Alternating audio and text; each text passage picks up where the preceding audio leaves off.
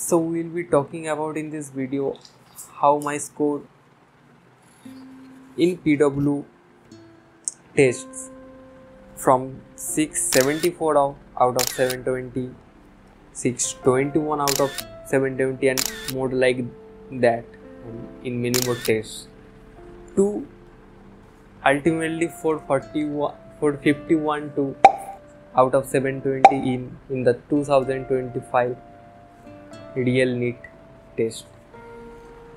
सो इस वीडियो को हम 2 पार्ट्स में करेंगे। पहली पार्ट में तो मैं मेरा एक्सपीरियंस के बारे में कहूँगा कि असल में मेरा एक्सपीरियंस क्या था, ठीक है, मुझे क्या फील हुआ एग्ज़ाम हॉल में, पूरा मुझे क्या लगा, कैसे मेरा ये हाल हुआ, वो मैं बताऊँगा पहली पार्ट में। एंड दूसरी पार्ट में, वीडियो के दूसरी पार्ट में I will be talking about कि व्हाट आर द मिस्टेक्स, ठीक है, और मुझे क्या लगता है मैं कौन सी जगह में इम्प्लीमेंट कर सकता हूँ, थोड़ी सी इम्प्रूव कर सकता हूँ, जो पहले नहीं किया होता तो बेटर होता और इवन से उससे मैं टाइम थोड़ा सा बचा सकता था। तो अगर मैं नेक्स्ट बार प्रिपेयर लेता हूँ फॉर 2026 इन नीट, ठीक है, अभी तक प्रिपरेशन नहीं स्टार्ट की, मगर अगर लेता हूँ तो उस चीज़ों को मैं नेक्स्ट बार शायद इम्प्रूव करूँगा। जो भी मेरे से गलती हुआ है मुझे लगता है उसके बेस पर फर्स्ट पार्ट को स्टार्ट करते हैं कि how was my NEET experience in 2025। Okay, so जैसा कि आप लोग देख चुके हो तो उसके पहले मैं थोड़ा सा बताता हूँ कि मेरा कॉन्फिडेंस लेवल क्या था, मेरा प्रिपरेशन क्या था। तो आप लोग भी देख सकते हो प्रिपरेशन ठीक ठाक ही था, ठीक है।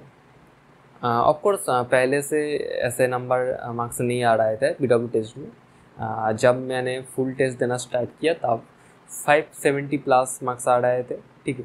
देन धीरे धीरे इम्प्रूव किया तो 610 plus, 620 plus, then 650 plus, 630 plus, ऐसे मार्क्स आ रहे थे एवरेजली।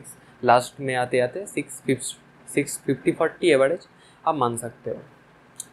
तो लास्ट में आते आते मैं ऑलमोस्ट कॉन्फिडेंट था बिकॉज ऑफ कि हमारा जो आप भी जानते हो कि हमारा जो कोचिंग वाले भी जो बोलता है उन लोगों कि अगर इनके टेस्ट में अगर हम जो भी मार्क्स लाते हैं तो उससे मेन जो नीड होता है उसमें थोड़ा सा नंबर घटता नहीं बल्कि बढ़ जाता है। तो यही तो कहा गया है, आप लोगों को भी शायद सेम ही कहा गया होगा। तो इस एक्सपेक्टेशन से माय एक्सपेक्टेशन वाज थोड़ा सा हाई बिकॉज अब भी देख सकते हो कुछ टेस्ट में तो थोड़ा सा ज़्यादा ही मार्क्स आ गया था। तो मैं ये भी सोचा था कि शायद 700 के करीब भी आ सकता है, मगर कॉन्फिडेंट था कि चलो सिलेक्शन तो हो जाएगा, 650 के आसपास तो आ ही जाएगा नीट में अगर सेम लेवल का पेपर आता है तो, जैसे कि 5 to 10 ईयर्स में आ रहा है ऐसा। So expectation was this, confidence was high. तो इस कॉन्फिडेंस के साथ मैंने नीट 2025 देने गया, ठीक है। तो शुरू से बताता हूँ तो मैंने एग्ज़ाम देने पहुँचा करीब कितने बजे, मैंने 12:30 PM के करीब आई थिंक एग्ज़ाम जो मेन सेंटर है उसमें पहुंचा। देन उसके बाद असल में वो एक पूरा कैंपस था तो उसके अंदर भी बहुत गार्जियन को अलाउ नहीं थी, सिर्फ स्टूडेंट को ही जाना था। तो वो भी एक लॉन्ग रोड है तो उसके अंदर भी जो मेन सेंटर है उसमें जाना पड़ता है।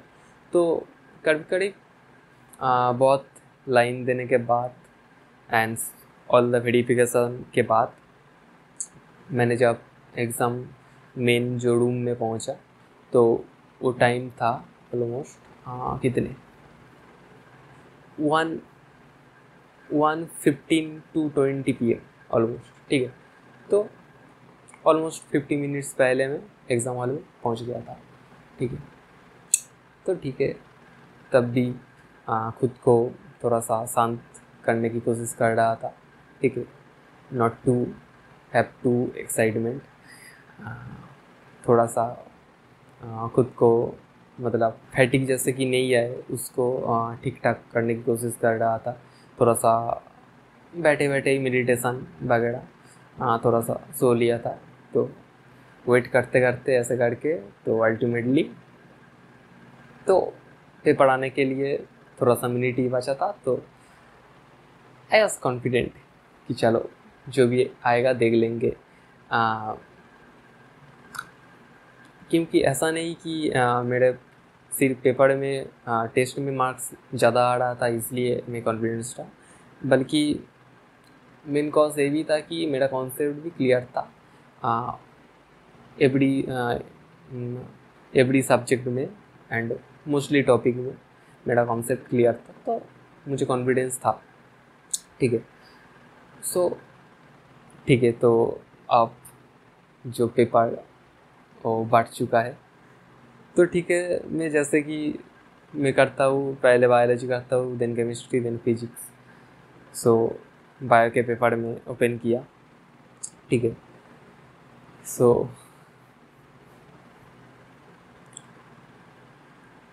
बायो के पेपर में जब ओपन किया एंड बायो करना में स्टार्ट किया, तो मैं पहले पेपर रिव्यू नहीं किया, ठीक है। तो मुझे लगा कि भाई एक्स्ट्रा टाइम क्यों देना, तो जो भी है भाई तो मुझे तो आ ही जाएगा, तो चालू ही कर देता, ठीक है। तो मैंने सोचा कि पहले तो बोटानी होगा 91 नंबर क्वेश्चन से, एंड देन जूलॉजी जैसे होता है, लेकिन इसमें नहीं था वो, मुझे तब पता नहीं चला।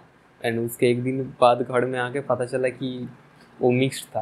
तो बट तब मैं जब एग्ज़ाम दे रहा था तो मैं ये मान के एग्ज़ाम दिया कि 91 से मैं बोटनी कर रहा हूँ, and then after 45 question then I am doing zoology, ये मैंने एज्यूम करके किया।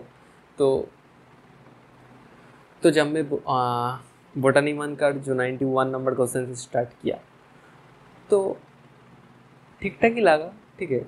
बहुत ज़्यादा टफ नहीं लगा, हाँ कॉन्सेप्चुअल लगा। एक क्वेश्चन 3-4 क्वेश्चन देखने के बाद ही लग गया था कि भाई इस बार थोड़ा सा कह सकते हो पिछले साल से तो टफ है, थोड़ा सा, बहुत टफ नहीं है। जब मैं बोटानी कर रहा हूँ तब मुझे लग रहा था कि मगर पेपर का जो लेवल है वो हाई है, ये तो मुझे पता चल गया था। तो ठीक है, तो मैं बहुत ज़्यादा परेशान नहीं हुई, तो क्योंकि मैं कॉन्सेप्चुअली पढ़ा था तो कर रहा हूँ। और करते करते थोड़ा सा लेंदी लग रहा है, बिकॉज 1-2 क्वेश्चन लेंदी नहीं था, मोस्ट ऑफ द क्वेश्चन लेंदी था। सो बैकग्राउंड में ये भी मुझे ऐसा सुनने लगा कि टाइम भी थोड़ा सा ज़्यादा लग सकता है, और कॉन्सेप्चुअली भी था। तो मैं कहूँ असल में मुझे थोड़ा सा अच्छा ही लगने लगा, बिकॉज पेपर का लेवल थोड़ा सा अब देख कर मुझे तुरंत ये लगने लगा कि काट ऑफ नीचे नामेगा तो रैंक बेटर हो सकता है। तो मुझे उल्टा ये लगा, हाँ मुझे भी थोड़ा सा टाइम टेकिंग हो रहा था, वो भी ठीक है, मगर पैरेलली मुझे वो भी लगने लगा कि भाई चलो अब ठीक है, पेपर थोड़ा सा हार्ड ही आना चाहिए। मगर जैसे जैसे टाइम बीतता जा और मैं करते जा तो 1-2 क्वेश्चन थोड़ा ज़्यादा ही लेंदी था, ठीक है। और मुझे टाइम अलाउ नहीं कर रहे थे कि मैं ज़्यादा डूबूँ कुछ क्वेश्चन में। तो मुझे तो जो बोटनी मन कर में 45 क्वेश्चन की, उसमें तो ऑलमोस्ट 4-5 क्वेश्चन मैं यूँ ही पूरा कैलकुलेशन ना करके ही छोड़ दिया।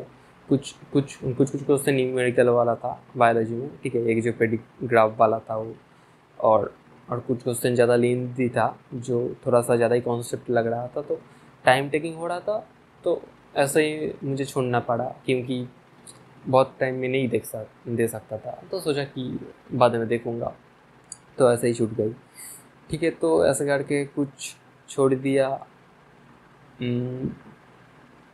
और कुछ 2-1 क्वेश्चन नहीं बना क्योंकि थोड़ा सा आउट ऑफ NCERT जैसा था कुछ क्वेश्चन, तो 2-1 क्वेश्चन नहीं बना और 3-4 क्वेश्चन ऐसे ही बाद में 4-5 क्वेश्चन बाद में करूँगा बोलकर छोड़ दिया। ठीक है, तो ठीक है। देन ऑलरेडी बहुत ज़्यादा तब भी पैनिक नहीं की क्योंकि ठीक है कैलकुलेशन वाइज ये मुझे प्रैक्टिस था कि टेस्ट में भी कुछ ऐसा ही होता था। हाँ ठीक है, इस बार पेपर देख के मैं समझ गया था कि थोड़ा सा हार्ड है, तो टेस्ट से थोड़ा ज़्यादा छूट गया तो कोई बात नहीं, ठीक है कवर अप कर लूँगा। तो दिन में जूलॉजी में मूव ऑन हुआ तो उसमें भी सेम ही लगा। ठीक है, बोटानी के मैंने जो बोटानी सोचा था उसके जैसा ही लगा, तो कॉन्सेप्चुअल था, थोड़ा बहुत प्लेन भी लगा, तो ठीक है। तो टाइम टेकिंग था एंड ऑलमोस्ट बायोलॉजी के 90 क्वेश्चंस एंड विथ OMR करने में मेरा 1 आवर 5 मिनट्स के करीब लग गया था। ठीक है, तो दिन थोड़ा सा कंसर्न होने लगा कि भाई टाइम ज़्यादा लग गया। तो ठीक है, तब मुझे ये लग रहा था कि कहीं कहा जाता है कि अगर नीट में कोई 1 और 2 सब्जेक्ट अगर टफ आता है तो अगली सब्जेक्ट इजी आता है, ऐसा ही कहा जाता है, ऐसा मैंने सुना है। तो मुझे लग रहा था कि भाई चलो केमिस्ट्री और फिजिक्स बहुत इजी होने वाला है, तो मैं बहुत खुश था। तो जब मैं खुशी खुशी मन में केमिस्ट्री करने लगा तो वो टफ नहीं लगा, पेपर मॉडरेट था लेकिन लेंदी लगने लगा। तो मुझे और कंसर्न होने लगा कि भाई यहाँ पर भी तो टाइम लगेगा। ठीक है, जब मैं 4-5 क्वेश्चन करा तो पता चला कि कुछ क्वेश्चन बहुत ही लेंदी, बहुत ज़्यादा लेंदी। तो तब मुझे थोड़ा थोड़ा दिक्कत होने लगी, थोड़ा थिंकिंग चिंता होने लगा कि भाई टाइम तो बहुत हो जाएगा।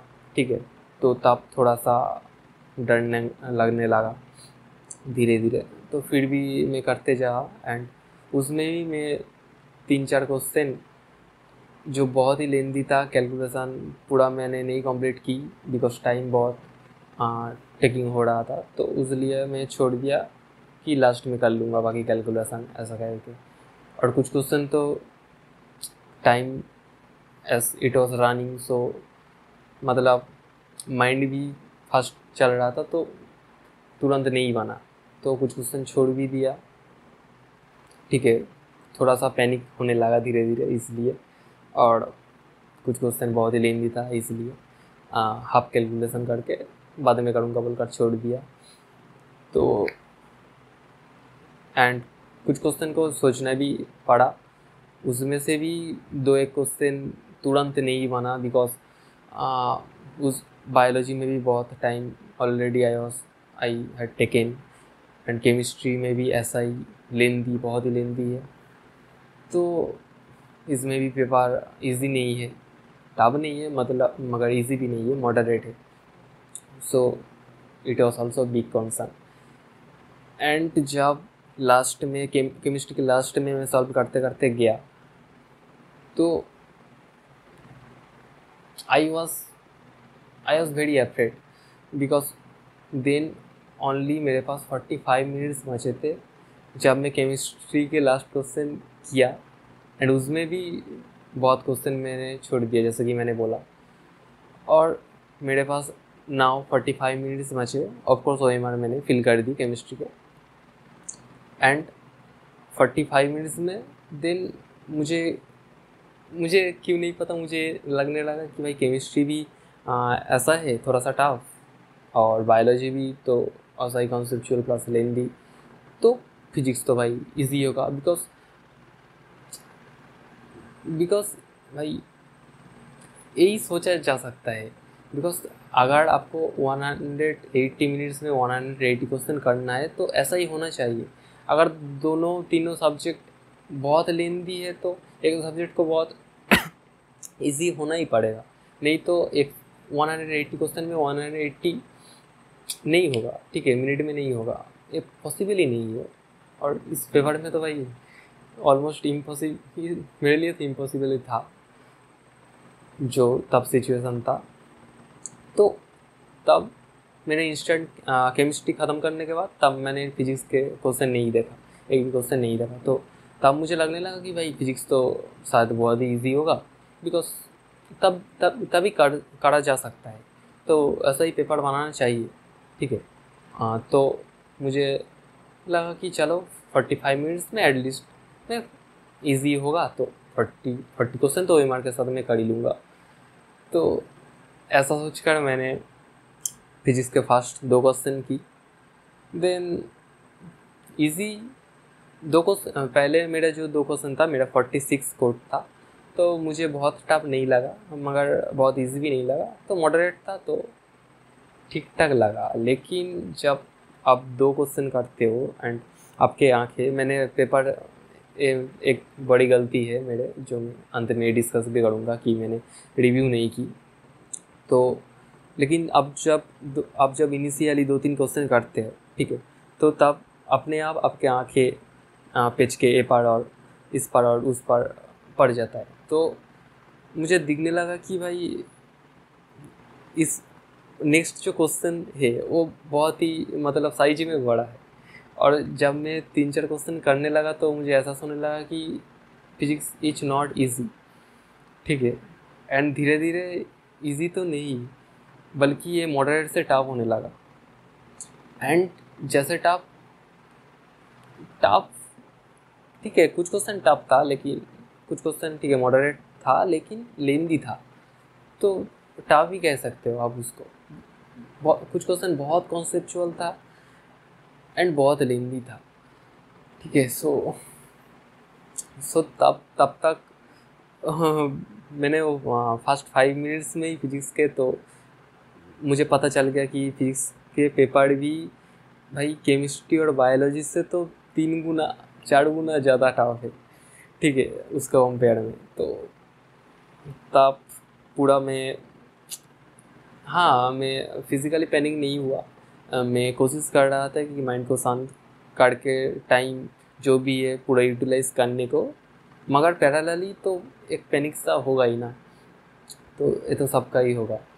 अगर आप सोचे हो एक लेवल का क्वेश्चन और अचानक से और टाइम भी नहीं है, ठीक है, तो time was running out, and जो आइडियली होना चाहिए 1 मिनट में एक क्वेश्चन, 1 मिनट भी नहीं 40 सेकंड में एक क्वेश्चन होना चाहिए, ठीक है, तभी OMR फिल कर सकते हो। तो उसके जगह एक क्वेश्चन मुझे 4 मिनट लग रहा था, कुछ क्वेश्चन मुझे 5 मिनट लग रहा था।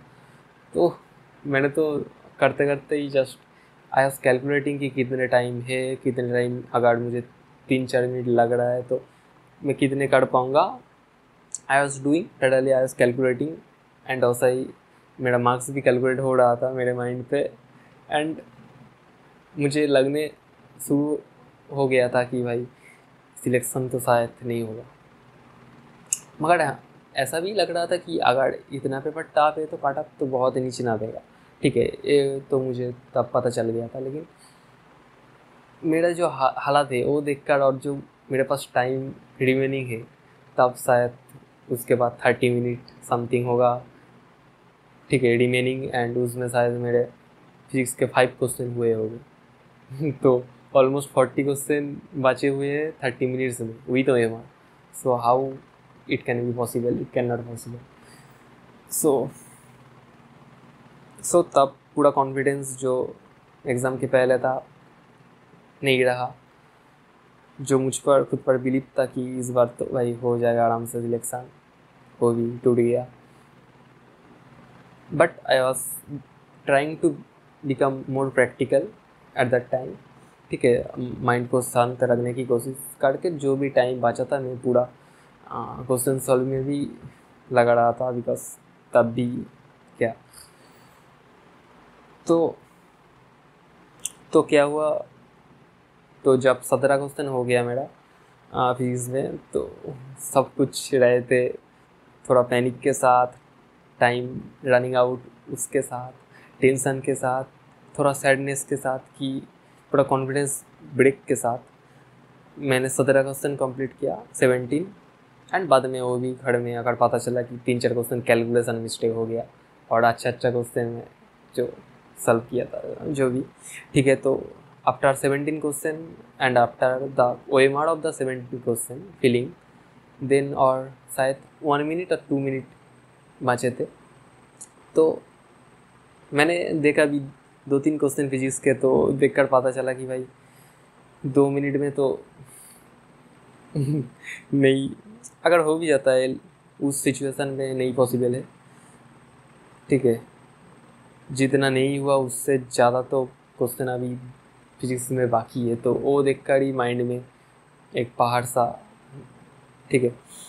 तो तब मैंने क्या किया, जो लास्ट 1-2 मिनट था, तब मुझे लगा कि भाई चलो केमिस्ट्री में जो जो क्वेश्चन मैंने अधूरा छोड़ा है हाफ कैलकुलेट करके, और मुझे लग रहा है कि ये दोनों में से आंसर होगा, ठीक है। तो वो तो सॉल्व करने की टाइम नहीं है अभी।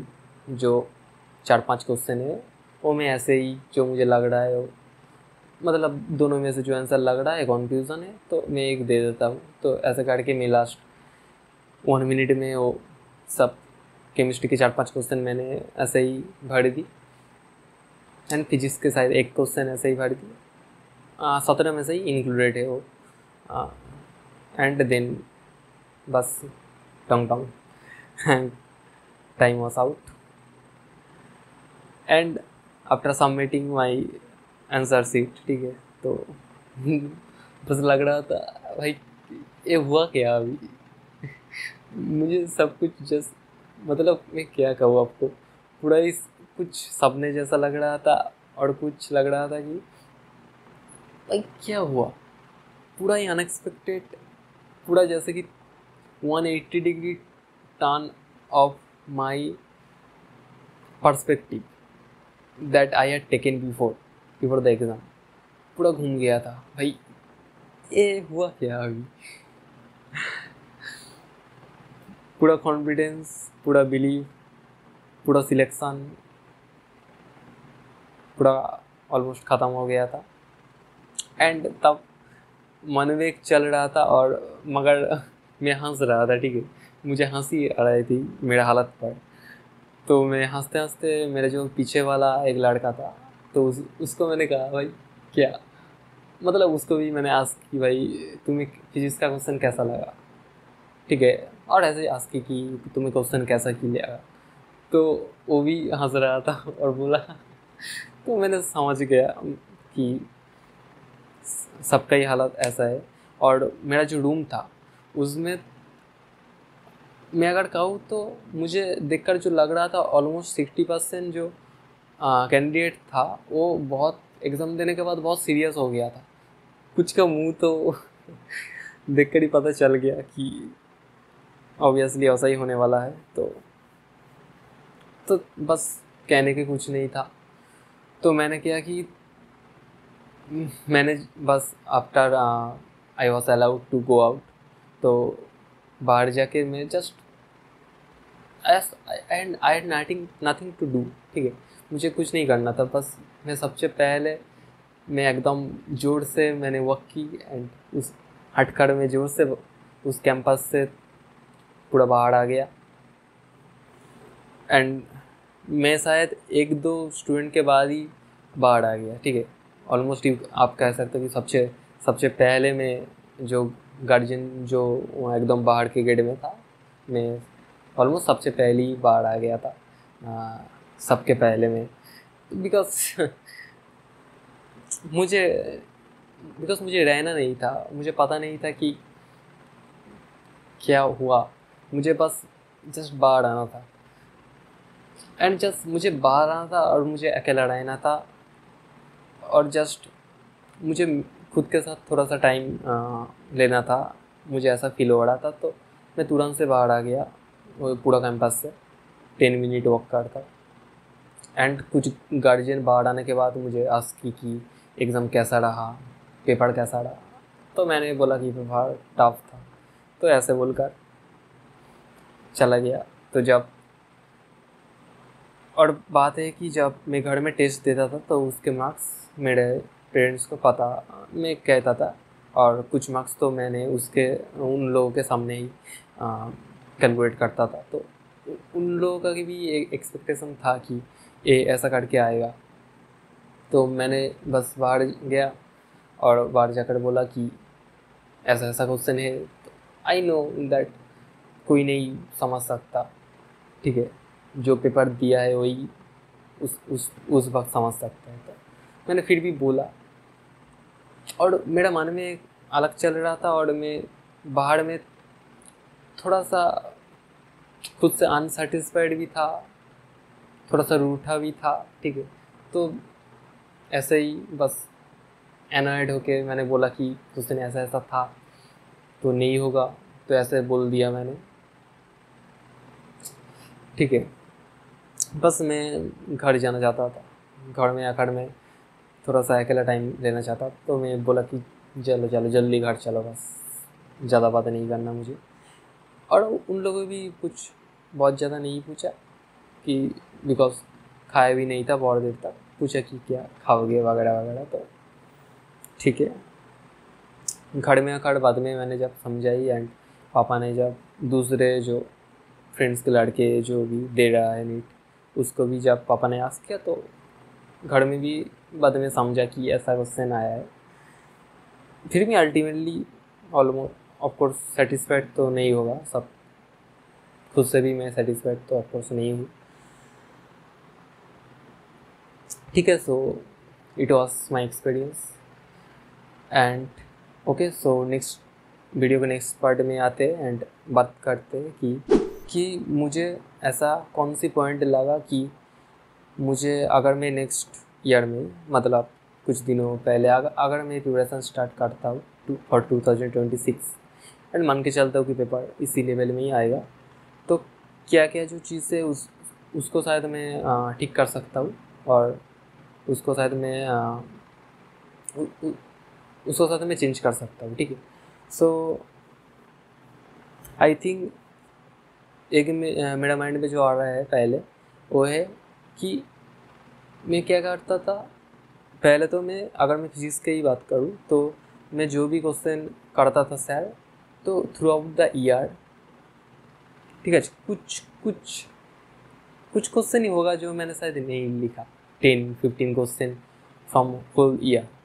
उसके अलावा पूरा क्वेश्चन आंसर मैंने मेरे नोट्स में लिख के किया, क्वेश्चन प्लस आंसर। एंड सिर्फ वही नहीं, ठीक है, हर दिनों में, ठीक है, एक मैं वो तो नोट के एक नोट था ही, उसके अलावा जो दूसरी नोटबुक था वो मैंने किया था कि उस क्वेश्चन आंसर में से भी जो क्वेश्चन आंसर मेरे से नहीं होगा उस क्वेश्चन आंसर को फिर से दूसरे वाले नोटबुक में वो कॉपी करना। तो ये भी मैंने through out the year last 1 month में नहीं कर पाया, मगर 1 मंथ छोड़ के पूरा ईयर मैंने इसमें भी लिखता रहा और इसमें से जो क्वेश्चन हार्ड लगा उसमें भी लिखता रहा, जो क्वेश्चन नहीं बना।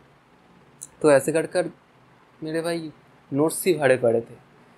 तो ऐसे नोट्स कुछ ऐसे टाइम मैंने दिया, मगर एग्ज़ाम के पहले तो मैं कहूँ एक भी क्वेश्चन शायद मैं नहीं देख पाया, ठीक है। तो आई थिंक मैं उसमें टाइम इस साल अगर मैंने प्रिपरेशन स्टार्ट की तो बचा सकता हूँ।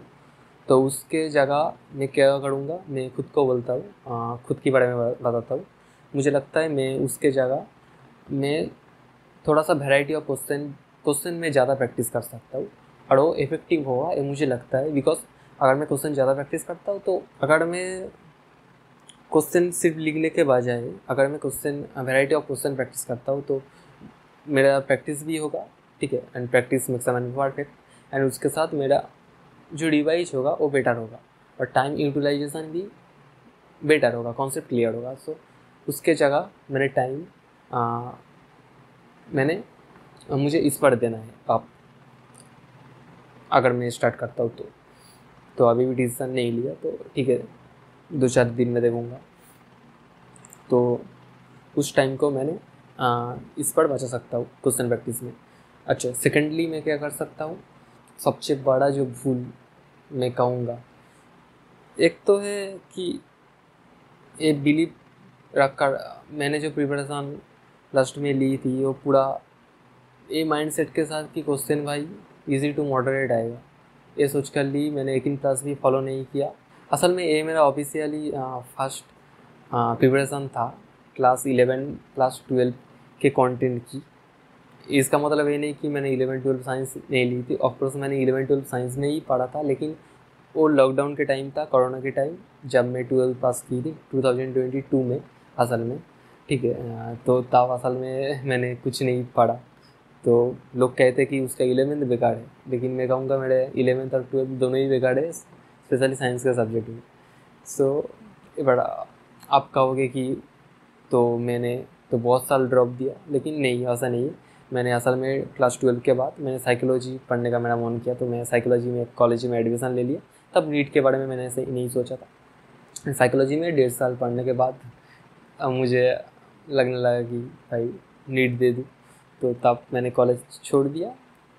कुछ रीज़न भी था, जो भी है, छोड़ दिया। देन नीट देने के बारे में सोचा। देन 2024 में मैंने जनवरी में मैंने कॉलेज छोड़ा, एंड देन प्रिपरेशन स्टार्ट कर ओनली 3.5 मंथ्स पढ़कर फ्री यूट्यूब के फ्री कंटेंट और डीमर सर के जो क्रैश कोर्स था वो 500 रुपीज़ से खरीद कर, तो अब पूरा सिलेबस नहीं ख़त्म कर पाया। जो भी पढ़ पाया उसमें मैंने फर्स्ट नीट दी अगली साल, पिछले साल, तो 420 आया मेरे। और देन पूरा एक साल प्रिपेयर होकर इस बार पूरा पहली बार 12 की कंटेंट को अच्छे से पढ़कर 11 प्लस 12 कंटेंट को इस बार दिया। तो उसके साथ 18 प्लस करना उतना पॉसिबल नहीं था मेरे लिए, बिकॉज इट्स लाइक कि मैं फर्स्ट टाइम पढ़ रहा हूँ 11-12, बिकॉज मैंने ऑलमोस्ट कुछ नहीं पढ़ा था मेरे 12 में। सो एंड ये भी एक रीज़न है कि मैंने 18 प्लस फॉलो नहीं की। और लास्ट में आते आते तो एमआर सर भी कह रहा था, जेई के क्वेश्चन भी सेम ही था कि बहुत इजी पेपर आने वाला है, जैसे आता है वैसा ही होगा। तो ये मैंने खुद के मन में मेरा खुद का भी जो मैं खुद का भी ब्लेम करूँगा थोड़ा सा। और अगर आपके आसपास भी बहुत लोग बोलता है कि इजी आएगा, तो आपके मन में भी एक वो चीज़ सेट हो जाती है कि इजी आएगा, डोंट वरी। एंड पीडब्ल्यू के टेस्ट भी वैसा ही था भाई, इजी टू मॉडरेट। तो आई एम रिग्रेटिंग नाउ कि अगर मैं एलन के टेस्ट देता तो बेटर होता। ठीक है, जो भी है। तो एक बहुत बड़ी मुझे प्रॉब्लम लगा कि मैंने सोच लिया कि पेपर इजी आएगा, एंड मैंने प्रिपरेशन भी ऐसे ही करके जो टेस्ट दी वैसे ही करके दी, जो प्रिपरेशन भी लास्ट मंथ में जो ली तो ऐसे ही हल्के में लिया, ठीक है। ऐसे ही खुश था, जो भी मार्क्स आता था 650 प्लस। सो ये चीज़ मुझे सुधारना है। And of course now all know that paper will be hard, ठीक है।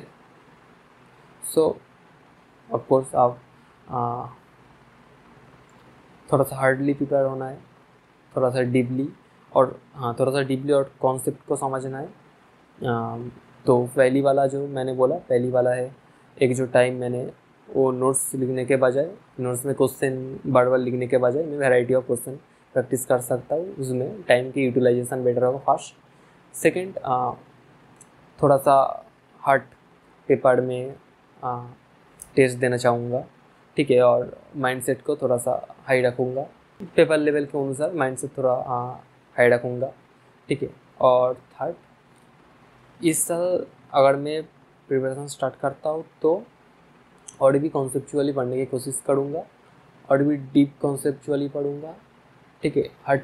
हर टॉपिक को, हर चीज़ को और भी क्लैरिटी के साथ। ऐसा नहीं कि मैं कॉन्सेप्चुअली नहीं पढ़ा था, ऑफकोर्स मैं कॉन्सेप्चुअली पढ़ा था, लेकिन इस साल मैं और भी डीपली जानूँगा, ताकि मैं ऑल टाइप के क्वेश्चन अगर मेरा देखा भी हो तब भी कर पाऊँ, अगर अनदेखा हो तुरंत करना हो तब भी मैं कर पाऊँ any question, and just one minute में मैं कर पाऊँ। तो ये 3 चीज़ मुझे इम्प्रूव करनी है इस बार, अगर मैं स्टार्ट करता हूँ तो, ठीक है। सो यही कहना था बस। So thank you for listening, and hope you guys who will be giving NEET next year in 2026, all the best for you all। अगर आपको किसी भी तरीके कोई भी चीज़ जानना हो मेरे से तो आप कमेंट में लिख सकते हैं, और आपका एक्सपीरियंस शेयर करना हो मुझसे so of course you also comment में आप मेरे साथ शेयर कर सकते हैं। So thank you.